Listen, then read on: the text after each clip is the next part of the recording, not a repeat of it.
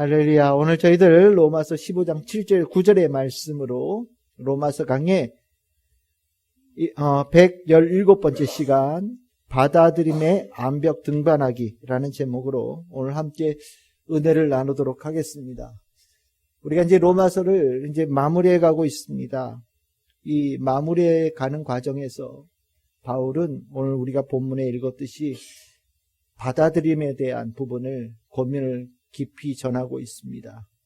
로마서 전체를 마무리해 가는 시점에서 받아들임에 대한 고민을 한다는 것은 받아들임이 굉장히 중요한 것임을 우리에게 알려주는 것입니다.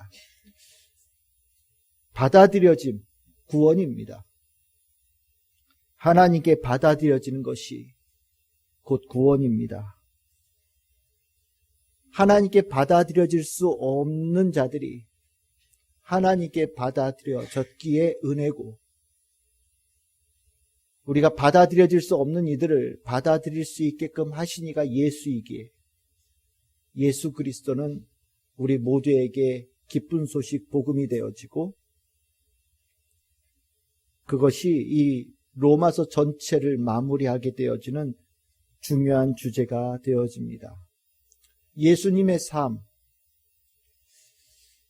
받아들임이라는 주제로 살펴보면 예수님의 전체의 삶은 받아들임의 삶을 사셨고 받아들임의 삶으로 불태우셨던 삶이 예수님의 삶이었다고 표현할 수 있겠습니다.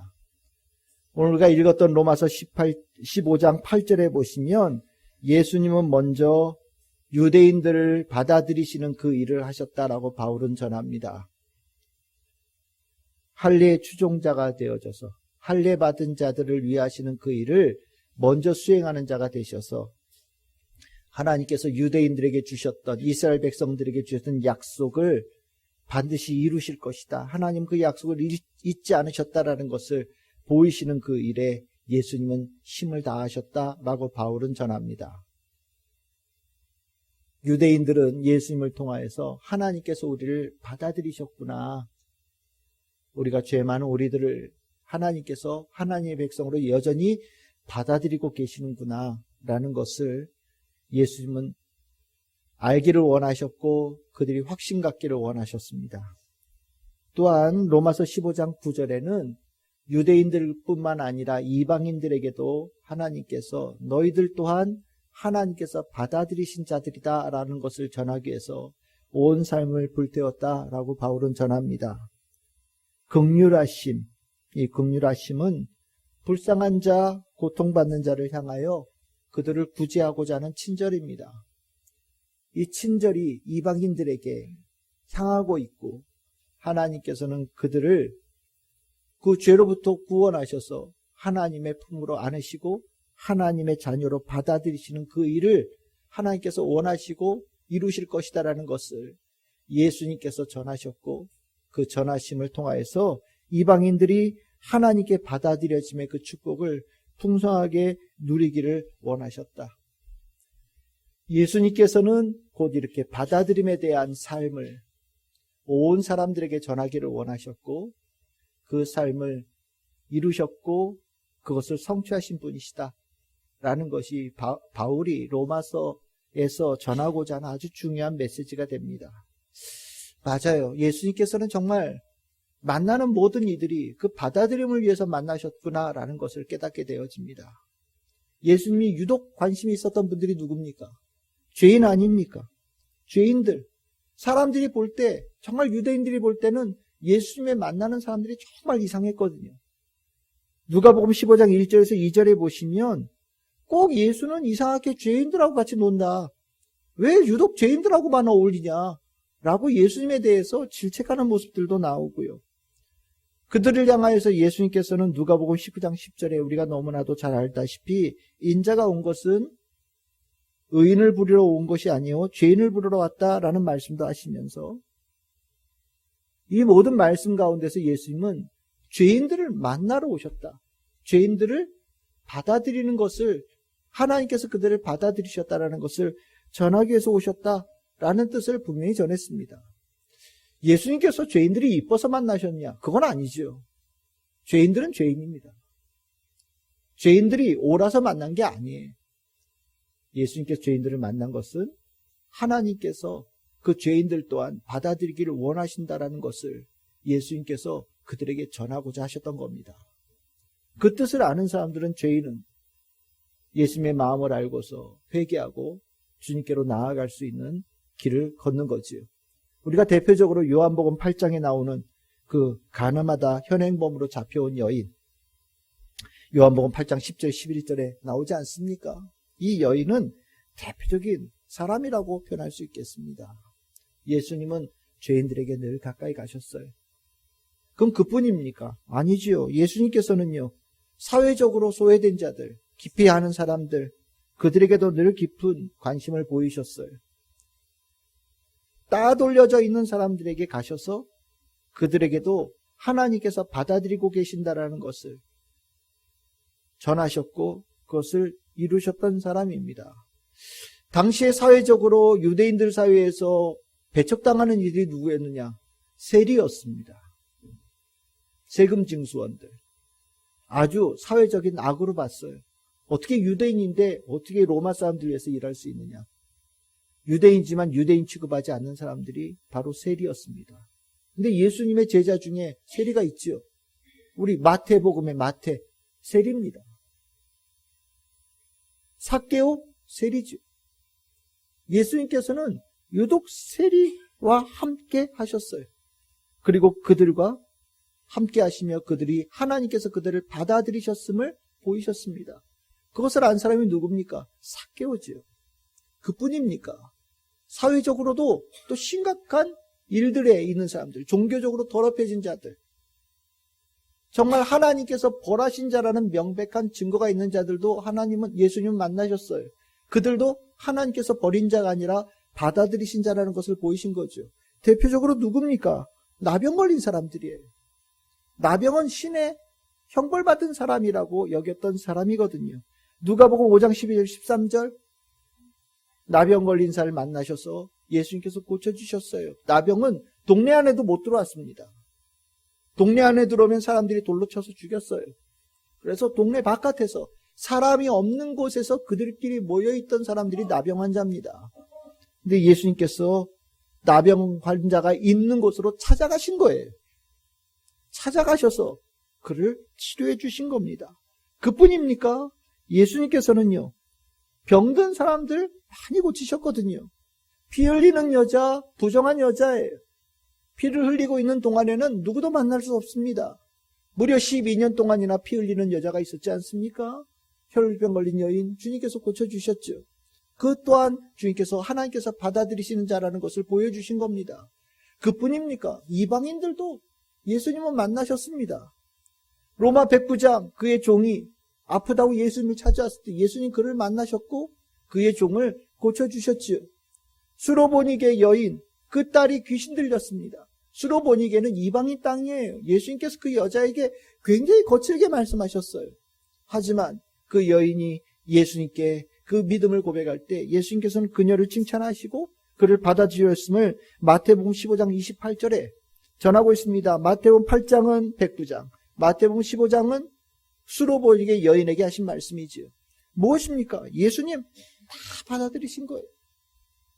예수님은 받아들이심을 전하기 위해서 다니신 거예요. 그리고 예수님의 그 모습을 제대로 본 사람들은 하나님께서 나를 받아들이셨음을 깨닫고 새로운 삶을 살게 된 겁니다. 구원이 뭐냐? 하나님께서 나를 받아들이셨다라는 것을 깨닫는 겁니다. 그리고 그것을 기뻐하는 거예요. 하나님께서 나를 받아들이셨으면 나는 완전히 해방되어졌다. 나는 완전히 죽음으로부터 벗어났다. 징계로부터 벗어났다. 형벌로부터 벗어났다. 저주로부터 벗어났다라는 것을 깨닫는 자들. 이것이 구원입니다. 예수님께서 하신 일이에요. 이 받아들임의 삶을 사셨던 예수님께서 받아들임에 대한 가장 깊은, 가장 강력한 메시지를 전한 게 있습니다. 혹시 여러분들 뭐라고 생각하십니까? 바로 원수를 사랑하라는 예수님의 말씀입니다. 마태복음 5장 43절 44절 우리가 잘 알고 있는 말씀입니다. 이 말씀, 원수를 사랑하라 라는 말씀이다 보니 이것을 사랑함에 초점을 맞출 수 있겠지만, 오늘 이 받아들임이라는 주제에 대한 부분으로 이 말씀을 보면 어떻게 이해가 되십니까? 미워하는 자, 증오하게 만드는 자도 받아들이는 자가 되기를 원하신다라는 것을 전하신 거예요. 하나님은 하나님께 원수되어진 자도 받아들이기를 작정하셨고 그들을 품기를 원하셨다라는 것을 예수님께서 전하셨고, 하나님의 받아들이심에는 한계가 없고 하나님의 받아들이심은 모든 이들을 향한다라는 것을 예수님께서 전하신 겁니다. 하나님에게는 원수도 다 받아들일 대상이라고 가르쳐 주신 거예요. 그러면서 예수님께서 이 땅에 오신 그 모습이 뭐냐? 바로 그 원수 같은 이들도 하나님께서 받아주신다는 것을 전하기 위해서 오셨다, 그런 것을 증거하는 것이고요. 그 원수 같은 자들 중에 누가 있습니까? 바로 우리다라는 것을 깨닫게 하시면서, 너희들이 이전에는 하나님께 원수되었던 자들이었지만 이제 예수님으로 인하여서 하나님의 아들 되어진 자로 변화되어졌다는 것을 증거하셨고, 그 하나님께 원수되어졌던 우리가 하나님께 받아들여진 것처럼 우리도 이 세상에서 원수되어진 자들을 받아들일 수 있는 자로 설 수 있어야 된다, 살아갈 수 있어야 된다라는 것이 예수님께서 전하신 아주 중요한 메시지였던 거예요. 복음의 삶이 뭐냐? 바로 이 받아들임의 삶입니다. 얼마나 받아들일 수 있느냐가 우리들의 삶의 성숙이에요. 우리가 받아들일 수 있는 삶의 범주가 우리가 예수를 닮아가는 아주 중요한 삶의 지표입니다. 제가 한번 전에 말씀드렸던 적이 있었을 거예요. 저의 삶의 중요한 과제는 더 많은 사람들을 품을 수 있는 사람의 크기가 되는 거예요. 더 많은 사람을 품기 위해서는 더 아래로 내려가야 되거든요. 모든 사람들을 품기 위해서는 가장 낮은 자리까지 내려가야 되는 거예요. 근데 이게 그렇게 쉽지가 않아요. 아마 제가 목회자가 되지 않았으면 이 부분에 대한 가치를 그렇게 더 중요하게 여기지 못했을지도 모릅니다. 아마 공부하는 사람으로 남았고 가르치는 사람으로 남았으면 아마도 제 생각에는 더 높은 자리에 올라가는 것에 대해서 더 많은 관심을 가지고 살았을지 모르겠어요. 근데 목회자가 되어지고 나서 받아들임이 그 삶의 깊이다. 받아들임이 그 삶의 예수 그리스도가 살아계심의 증거다라는 것을 깊이 마음에 새기면서 더 많은 사람을 품을 수 있는 더 넓은 사람, 더 깊은 사람이 되어지기를 원합니다 라고 기도하면서 나아가고 있어요. 받아들임, 굉장히 귀한 겁니다. 예수님은 받아들임의 복음을 전하셨어요. 그 받아들임의 복음을 전하신 것을 하나님께서 너무 기뻐하셨습니다. 그래서 로마서 15장 7절에 예수님께서 받아들임의 복음을 전하신 것을 뭐라고 전하느냐? 하나님께 영광을 돌리신 일이다 라고 전합니다. 받아들임을 전하고 다니신 그 모습이 하나님께 영광을 돌리신 모습이었다 라고 전하면서 그것이 우리가 따라가야 될 모습이라고 바울은 가르치고 있어요. 우리가 로마서를 이렇게 다 읽어가면서 우리가 복음을 깨달아가면서 우리의 심령에 이 단어가 분명하게 새겨져 있어야 된다고 가르치는 겁니다. 그게 뭐냐? 받아들임에 대한 가치. 받아들이는 자가 되어야 된다는 이 가치를 바울은 굉장히 중요하게 포인트로 정하면서 마지막에 방점으로 찍으며 우리에게 권면하고 있는 겁니다. 이렇게 중요한 받아들임, 복음의 사람으로 살아간다라고 얘기할 수 있는 이 받아들임의 삶, 어떻게 우리가 잘할 수 있을까? 제가 아까 말씀드렸듯이 더 많은 사람들을 품고 안고 그들을 섬겨가야 되는 것이 내 삶의 과제라는 이야기는 다른 말로 표현하면 참 힘들다라는 얘기도 될 수 있어요. 참 힘듭니다. 어려워요. 더 낮은 사람, 더 낮은 자리, 더 섬기는 자리로 내려가는 것이 보통 힘들지가 않아요. 때에 따라서는 불가능해 보일 때도 있고요. 때에 따라서는 미워하고 증오를 나타내는 사람을 품어내는 것이 정말 뼛속 깊이까지 고통스럽다는 것을 느낄 때도 있습니다. 예수님은 늘상 이 받아들임의 삶을 사셨거든요. 하루도 빠짐없이 그 삶을 사셨어요. 예수님께서 그러한 삶을 늘 사셨다는 걸 성경에 읽다 보니까 이게 당연해 보이고 쉬워 보여요. 그런데 막상 내가 실행하려고 하면 그렇게 어려울 수가 없습니다. 그러고 보면 야, 예수님 정말 대단하시구나. 예수님은 어떻게 그렇게 사실 수 있었을까라는 생각을 정말 깊이 느끼게 되어져요. 받아들임의 삶을 멀리서 쳐다볼 때는 그냥 자그마한 언덕처럼 보이는데요. 막상 그 받아들임의 삶에 내가 직면하게 되어지면 이것만큼 높고 올라가기 불가능한 산이 없어 보일 것도 없습니다. 받아들임이 그렇게 고통스러운 거예요. 저는 이 받아들임에 대한 이 말씀을 나누면서 암벽 등반에 관한 그림이 그려졌어요. 암벽 등반, 참 어려운 거거든요. 우리가 받아들임이 그렇게 어렵고 힘들고 불가능한 단어처럼 느껴져요. 특별히 원수를 사랑하라. 다른 말로 표현하면 원수를 받아들일 수 있어야 된다는 이 말은 아마 나는 도저히 오를 수 없는 암벽이라고 느껴지는 분들도 계실지도 모르겠어요. 그래서 암벽, 그림을 좀 준비해 왔어요. 암벽 중에 유명한 암벽이 몇 개 있더라고요. 사진을 돌려주세요. 여러분들 암벽이 대단하지 않습니까? 와우. 이게 높이가 1000m래요. 여기 앞에 사람 있는 거 보이죠? 여기서 보면 아이고 뭐 쉽겠네 이런 생각이 드는데 가까이 가서 위에 올려다 보면 이런 모양이 되는 거예요. 와, 1000m예요, 1000m. 하루에 못 올라간답니다. 중간에 자야 된대요. 여기다가 배낭을 짊어지고 올라가는 거예요. 그러니까 중간에 절벽에다가 배낭 치고 하루 자고 밥 먹고 그리고 그 다음날 또 올라가는 겁니다. 야, 이거 올라갈 수 있겠어요? 불가능할 것 같죠, 그렇죠? 맞아요. 이런 느낌이에요. 받아들임을 살아라 그러면 다들 예수님의 하신 것을 보면 먼 산 보듯이 저렇게 보는데 가까이 가서 나보고 하라 그러면은 딱 이 절벽처럼 느낌이 오는 겁니다. 그런데요, 다음 사진 보여주셔요. 올라가는 사람들이 있어요. 또 신기하게 올라가는 길이 있어요. 길이 없어 보이는데 올라가는 길이 있어요. 그럼 길이 몇 개냐? 무려 100개가 넘는데요. 사람들이 다람쥐처럼 이 절벽을 올라가는 길을 개척을 한 거예요. 그래서 100개의 길들이 이 절벽에, 암벽에 쫙 그림으로 그려져 있으면서 사람들이 이것을 올라간다라는 거예요. 제가 하고자 하는 이야기가 뭐냐? 받아들임. 하나님께서 원수도 받아들이기로 작정하셨다.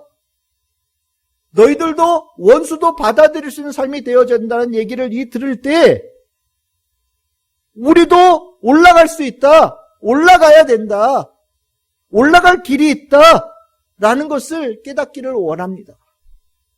이 절벽 앞에서 나는 못 올라가 좌절하고 비겁하게 물러서는 자가 아니라 이 절벽을 올라갈 수 있는 길이 이미 예수님께서 닦아놓으셨다는 것을 깨닫고 예수님께서 올라가신 그 길을 따라 올라갈 수 있는 성도들이 되기를 원해. 그것을 예수님께서 우리에게 원하시는 겁니다.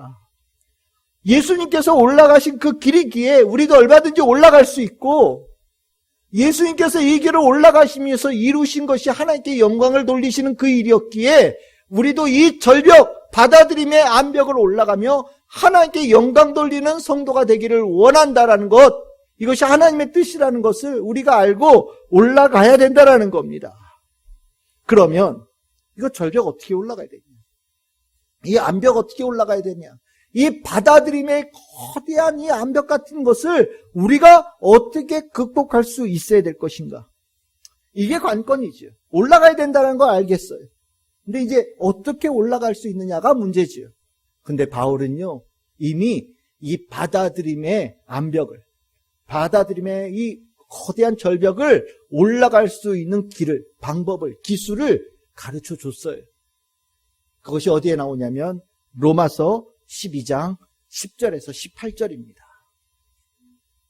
로마서 12장 10절에서 18절은 예수님께서 이미 이 받아들임의 암벽을 올라가셨고, 바울도 예수님의 뒤를 따라서 그 받아들임의 암벽을 올라가면서 이 받아들임의 암벽을 올라가는 기술을 자신이 터득하고, 그 받아들임의 기술을, 예수님으로부터 받은 그 기술을 제자들에게 전하는 그 말씀이 로마서 12장 10절에서 18절이에요. 그러니까 오늘 여러분들 가운데 난 받아들임이 너무 힘들어. 이건 여러분들뿐만 아니에요. 저도 마찬가지예요. 굉장히 힘들어요. 근데 오늘 이 말씀을 통하여서 여러분들 안에 이 받아들임의 삶, 더 많은 이들을 받아들일 수 있는 삶, 복음의 사람의 삶을 정말 잘 해낼 수 있는 놀라운 기술자들이 다 될 수 있기를 바랍니다. 먼저 로마서 12장 10절 11절 봅시다. 이 받아들임의 일이 얼마나 귀하냐. 여러분들 우리 같이 한번 읽어봅시다. 시작. 형제를 사랑하여 서로 우애하고 존경하기를 서로 먼저 하며 부지런하여 게으르지 말고 열심을 품고 주를 섬기라. 아멘. 이 말씀이 어떤 단어로 연결되어 딱 요약됩니까? 받아들임이죠. 이게 받아들임이에요. 받아들인 자가 돼야 된다. 열심을 다해야 되고 최선을 다하고 먼저 할 수 있어야 된다. 받아들인 자가 되거라 라는 이 말씀이 로마서 10장 10절에서 11절에 바울이 이미 선언하고 있는 말씀이에요. 그리고 그 뒤에 이것에 대한 기술이 나와요. 첫 번째 기술 봅시다. 12절입니다. 첫 번째 12절 우리 같이 한번 읽어봅시다. 시작. 소망 중에 즐거워하며 환난 중에 참으며 기도에 항상 힘쓰며. 아멘. 오늘 이 받아들임의 암벽을 대할 때 올라가는 기술이 뭐냐? 이게 괴로움이 아니다라는 것을 가르쳐 주는 거예요. 암벽을 올라가는 즐거움이 있다라고 바울이 말씀해 줍니다. 우리가 이 받아들임이라는 것이요, 괴로움으로 생각을 합니다. 맞아요. 굉장히 괴로워요. 특히 나를 힘들게 하고 어렵게 하는 자들, 그들을 받아들인다는 것이 얼마나 고통스러운 일인지 모르거든요. 그래서 우리는 받아들임이라는 단어를 생각할 때 먼저 힘들어, 어려워, 괴로움이야, 불가능이야 라는 단어를 먼저 떠올린다는 거예요. 그런데 바울도 그렇게 생각을 했었던 사람이거든요. 바울 어느 정도였습니까? 예수 믿는 사람 죽이러 다녔던 사람이에요. 받아들이지 못함에 끝판을 달렸던 사람이 바울이거든요. 그런데 그가 바뀌었어요. 바뀌어지면서 이 받아들임이 참으로 기쁘고 즐거운 것이라는 것을 깨닫기 시작했습니다. 그리고 나서는 사람 만나러 갈 때 죽이러 가는 자가 아니라 살리러 가는 자가 되어지고요. 나를 박해하는 자에게 달려가서 복음을 전하는 자로 바울이 살았던 거거든요. 굉장히 중요한 거예요. 받아들임의 암벽을 오를 때 저도 이해는 안 가요. 왜 이런 암벽을 오르는지. 저는 산에 오르는 것도 싫어하는 거 알고 계시지요? 산은 멀리서 구경하는 거예요. 제가 알고 있는 등산은 차 타고 올라가는 데까지가 등산이에요. 네, 저는 산 안 갑니다. 그런데 암벽 올라가는 사람들이 있어요. 막 거꾸로 매달려가지고 올라가는 사람들도 있어요. 그런데 그거 왜 하냐 하시는데 그 사람들 이게 재밌대요. 즐겁대요. 그리고 저도 한번 해보래요. 물론 저는 그런 꼬심에 웬만하면 안 넘어갑니다. 심지가 굳은 사람이거든요. 그런데 이 받아들이며 즐거움이 있다. 예수님께서 말씀하신 거예요. 그래, 그런 것 같아요. 죄인들 만나서 그 칙칙했던 사람들이 예수님 만나서 얼굴에 꽃이 확 피고요. 기쁨이 충만해지고요. 병 걸렸던 사람들이 예수님 만나서 병이 고침을 받고 나병에서 낫는 자가 일어날 때, 죽었던 자들이 다시 살아나고 사랑하는 이들의 다시 소망이 일어날 때, 사회적으로 누구도 말 걸지도 않는 그 배척당하고 소외당한 사람들이 예수님 만나서 말을 할 수 있고 함께 품을 수 있고 안을 수 있는 자가 되어질 때, 유대인들로부터 이방인이라고 배척당하고 멸시당하던 자들, 그 이방인들이 예수님께서 가셔서 그들에게 복음을 전하고 그들에게 살아나고 치료함을 받는 역사가 일어날 때 그들에게 어떤 모습이 일어났을까요? 기쁨이죠. 즐거움인 거예요. 예수님은 그래서 만나러 다니신 거예요. 배고픈 자 만나서 먹이시면서 기뻐하시고, 넘어진 자 일으켜 세우시면서 기뻐하심을 보시면서 다니신 거거든요. 그걸 바울이 안 거예요. 그래서 바울도 그 기쁨을 만나러 가는 거예요. 가서 나 만나는 자들이 기뻐하고 행복해지고 회복되어진 역사를 보기 위해서 다닌 거거든요. 받아들임은요, 괴로움이 아니에요. 즐거움이라는 거예요. 이게 기술이라는 겁니다. 여러분들 동의가 되십니까? 받아들임 안에 즐거움이 있다는 거 알고 계십니까? 바울이 그것을 전하는 거예요. 이 받아들임이 즐거움이 되어질 수 있는 길이 어디에 있느냐? 기도에 있다라고 얘기를 해요. 기도에 있다. 항상 기도에 힘쓰거라. 그러면 성령께서 도와주신다. 받아들임 안에 기쁨이라는 것, 즐거움이라는 것을 깨달을 수 있도록 성령께서 도와주신다라고 바울이 가르쳐요. 우리가 이 받아들임의 암벽을 어떻게 오르느냐? 기도하면서 암벽을 오르는 즐거움을 깨달을 때 올라갈 수 있는 거예요. 이게 기술이에요. 여러분들 안에 이 기술이 있기를 바랍니다. 받아들임의 기쁨, 그 즐거움, 행복함, 주님께서 주신 복음의 능력이 심령에 채워지는 우리 성도들 될 수 있기를 소망합니다. 두 번째 기술이 뭐냐? 바울이 전하는 기술은 14절과 15절입니다. 같이 읽겠습니다. 시작. 너희를 박해하는 자를 축복하라. 축복하고 저주하지 말라. 즐거워하는 자들과 함께 즐거워하고 우는 자들과 함께 울라. 아멘. 원수를 받아들이는 일. 굉장히 우리는 즐거운 마음으로, 기쁜 마음으로 간단 말이죠. 기도하는 가운데. 그런데 원수는 그 마음을 몰라요. 참 이게 문제지. 내가 더 받아들이려고 애쓸 때마다 원수 같은 놈은 진짜 원수 같은 짓을 골라서 하는 거예요. 더 세게 하는 거예요. 더 강하게 하는 거예요. 나는 이 받아들임으로 축복을 전하기 위해서 가는데 원수 같은 놈이 나를 더 힘들게 하고 아프게 하고 괴롭게 하고 이것에 회의감을 가질 수 있도록 만든다라는 거죠. 암벽 오르다가요. 정말 그런 일 생기면 이거 내가 왜 올라? 내가 이걸 왜 오르고 있지? 라는 생각이 들지 몰라요. 받아들임의 암벽을 이렇게 올라가 즐거움을 가지고 막 하나님께 영광을 돌리면서 올라가다가 이 일을 통하여서 누군가에게 선한 일을 하겠다라는 그 마음으로 간데 그가 오히려 나를 보면서 조롱하고 저주하고 핍박하고 박해할 때 올라가고 싶은 마음이 싹 사라지는 일들이 일어나잖아요. 그치요? 맞아요. 정말 우리는 그때마다 받아들임의 마음을 확 열었다가 받아들임의 마음을 문을 확 닫아버립니다. 그리고 자물쇠로 확 잠가버리죠. 근데 다시는 안 열 거예요. 근데 바울은요, 이거 한두 번 느꼈겠어요? 예수님, 이거 한두 번 받으셨습니까? 예수님께서 말씀을 전하는데 따라다니는 사람들이 있었어요. 유대인들, 서기관들, 제사장들, 바리새인들 계속해서 따라다니면서 예수님 욕합니다. 예수님에 대해서 조롱하고요. 심지어 더 나아가면 예수님을 어떻게 죽일까 고민하면서 따라다녀요. 예수님 너무나도 잘 아세요. 그들의 심령 속에 무슨 생각하고 있는지 다 아시는 거예요. 예수님께서는 그들의 그 악함을 모든 것을 다 느끼시면서 다니셨습니다. 바울 또한 똑같이 그런 일을 당하면서 다닌 거예요. 근데 어떻게 이겨낼 수 있었을까? 비법이 나와요. 박해하는 자들도 있지만 나를 사랑하고 나를 위로하고 나와 함께하는 자들이 있어요. 나를 어렵게 하고 힘들게 하는 이들도 있지만 나와 함께하면 힘을 주고 격려하고 나에게 힘을 나누어 주기를 준비하고 있는 믿음의 형제들이 있어요. 나를 박해하는 자들이 예수님 뒤를 졸졸 쫓아다니지만 예수님만 바라보고 예수님 만나기를 고대하는 자들이 눈앞에 있는 거예요. 예수님은 그들에게 집중했다라는 겁니다. 바울 또한 예수 복음 전하는 거 박해할 때 그 박해하는 자들에게 마음을 돌리지 않고 나를 기다리고 있는 자들에게 다음 도시를 향해서 출발하는 마음을 가지고 나아갈 수 있었다는 것을 얘기하는 거거든요. 결국 이 로마서 12장 14절 15절의 말씀은요, 우리 안에 이 미워하는 원수들이 주는 이 미워하는 마음을 제어해야 암벽으로 올라갈 수 있는데 그 암벽을, 그 미워하는 마음을 제어할 수 있는 것은 어디에서 나오느냐? 사랑하는 자들에게 볼 때, 나를 격려하는 자들을 볼 때, 나와 함께하고 있는 자들에게 내 시선을 돌릴 때 그것을 통하여서 성령께서 주시는, 하나님께 주시는 위로와 격려와 용기를 얻을 수 있는 축복의 역사가 일어난다라고 말씀하고 있는 거예요.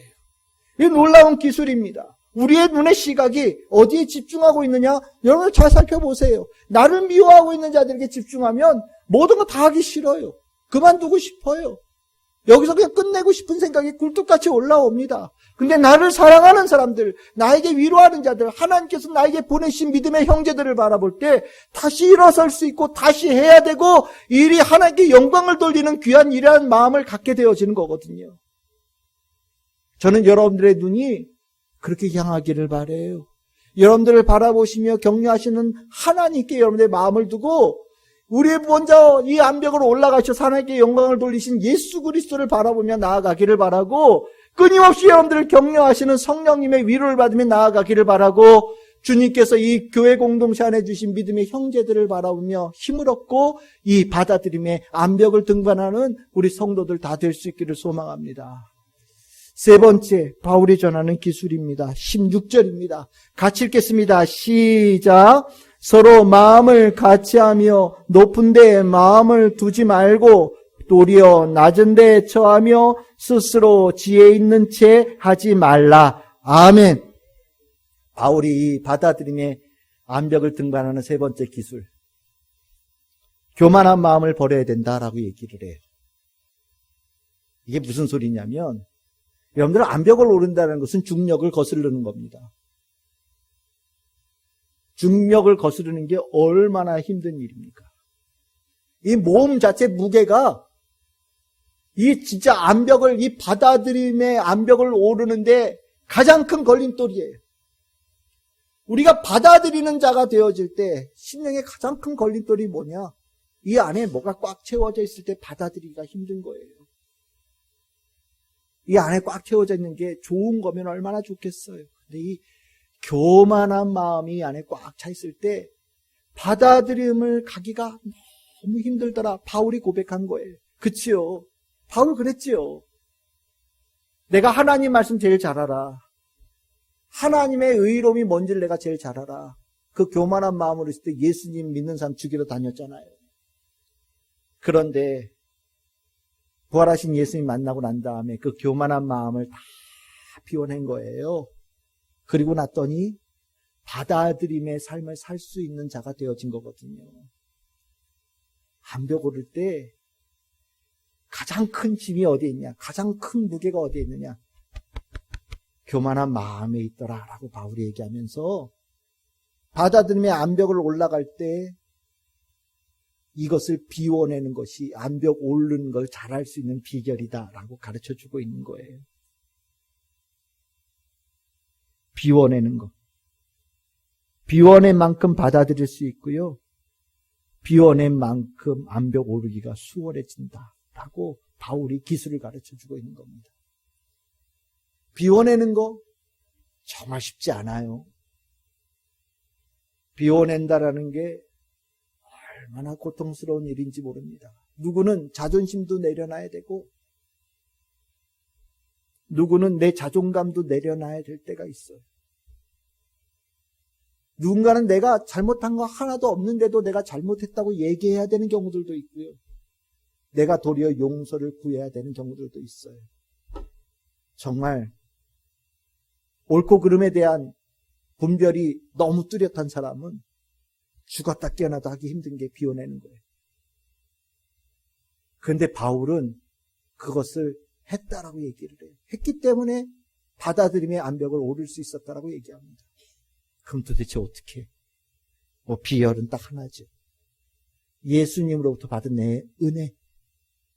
예수님으로 인하여서 받은 은혜가 나를 비워낼 수 있게끔 만들었다라고 바울은 얘기합니다. 결국 예수님을 바라보면, 십자가를 바라보면 비워낼 수 있게 되어져요. 예수님은 나를 받아들이기 위해서 십자가에서 모든 것을 다 쏟아내셨거든요. 모든 것을 다 내어놓으셨거든요. 나를 받아들이기 위해서. 그래서 십자가를 바라보면 나도 나를 비워낼 수 있는 은혜를 또 비워낼 수 있는 결단을 가질 수 있게 되는 거예요. 바울은 이 비워낼 만큼 받아들일 수 있고 비워냈을 때 가장 이 암벽 오르게 수월하게 올라갈 수 있었다는 것을 깨닫는 것이 고통스럽겠지만 이 고통스럽게 깨달은 바를 우리 성도들에게 귀한 가르침으로 전해주고 있어요. 저는 우리 성도님들이 이 받아들임으로 하나님께 영광을 돌리는 것이라는 것을 확실하게 깨닫는다면 비워내고 또 비워내고 또 비워낼 수 있는, 여전히 많이 채워져 있지만 그럼에도 불구하고 하나씩 하나씩 비워낼 수 있는 우리 성도들이 다 될 수 있기를 소망합니다. 이렇게 기술을 통하여서 바울은 받아들임에 거대한 암벽을 올라갈 수 있었던 거예요. 그리고 우리 보고 따라오라고 얘기를 합니다. 이 받아들임의 그 결실에 대한 부분을 로마서 12장 17절에서 18절에 이렇게 표현합니다. 우리 같이 읽겠습니다. 시작. 아무에게도 악을 악으로 갚지 말고 모든 사람 앞에서 선한 일을 도모하라. 할 수 있거든 너희로서는 모든 사람과 더불어 화목하라. 아멘. 그치요? 이 말씀이 무슨 말씀인지 아시겠지요? 받아들임을 통한 화목이에요. 이것을 할 수 있게끔 만들어주시는 은혜가 복음을 통해서 있었으니 복음의 성도들이요, 복음의 교회들이요, 이 받아들임의 길을 가라고 바울은 권면하는 겁니다. 받아들임, 세상의 시각으로 보면 패배와 같고 또 손해인 것처럼 보일지도 모릅니다. 비워내야 받아들일 수 있으니 그렇게 생각할 수 있을 겁니다. 그런데 우리가 복음 안에서 이 받아들임은 새롭게 해석이 되어지지요. 손에 맞는데 복음 안에서의 이 받아들임은 거룩한 손해입니다. 하나님께 영광을 돌리는 손해이기에 거룩한 손해이고, 그러니까 결국에는 손해가 아니라 가장 큰 축복이다라는 것을 우리는 이 말씀을 통해서 깨닫게 되어집니다. 주님은 우리에게 받아들임의 거룩한 손해를 감당하라고 권면하십니다. 받아들임의 암벽을 용기를 다해서 올라가라고 격려하고 계시고, 용기를 다하여 그 받아들임의 암벽을 올라가는 성도들에게 내가 더 큰 것으로 부어주겠다라고 약속하고 계십니다. 받아들임의 이 암벽 절벽을 우리는 모두 힘을 합하여서 오르고 있습니다. 때로는 힘들고 어렵지만 우리는 해낼 수 있고 또 해낼 것이라고 믿습니다.